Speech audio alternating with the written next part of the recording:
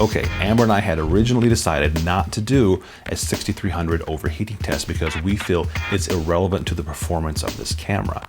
These types of cameras are not designed to be camcorders, and they're not designed to be video cameras. They are designed to be in the hands of filmmakers and creators. If you're needing a lockdown shot at a ceremony, maybe 30 minutes, 40 minutes, sometimes over an hour, some of our ceremonies are over an hour and a half. If you need that type of performance, you need to get the right tool for the job. For several years, we have used the Sony AX100 as our wide lockdown shot in the back of the church. We now use the AX100 as our primary lockdown shot.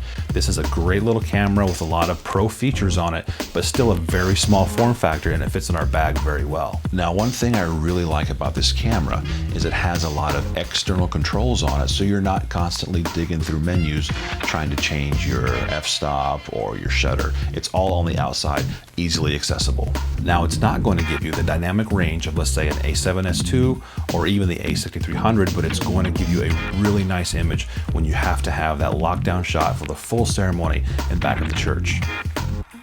To me, running a test like this is like going out and buying a supercar, bringing it home, putting it in park, starting the engine, and just flooring it to see how long the engine will last until it explodes. That doesn't matter. That's not what the car was designed to do. These DSLR and mirrorless systems are not designed to run for hours on end at a documentary style shoot.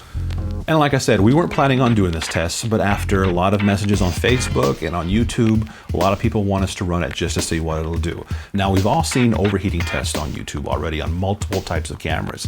Now, where a lot of people make a mistake when performing these tests is that there's no movement inside of the camera frame. So they're shooting maybe outside of a window, or they're just shooting their backyard, or maybe the wall in their office. If there's no movement, then the camera isn't working very hard. There has to be movement to give the computer inside the camera something to compress.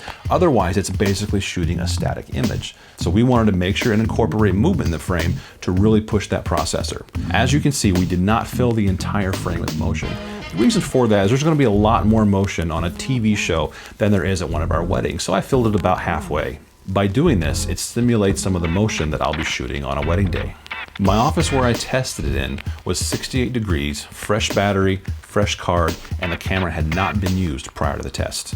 I think the camera performed very well all the way up to that 30-minute mark.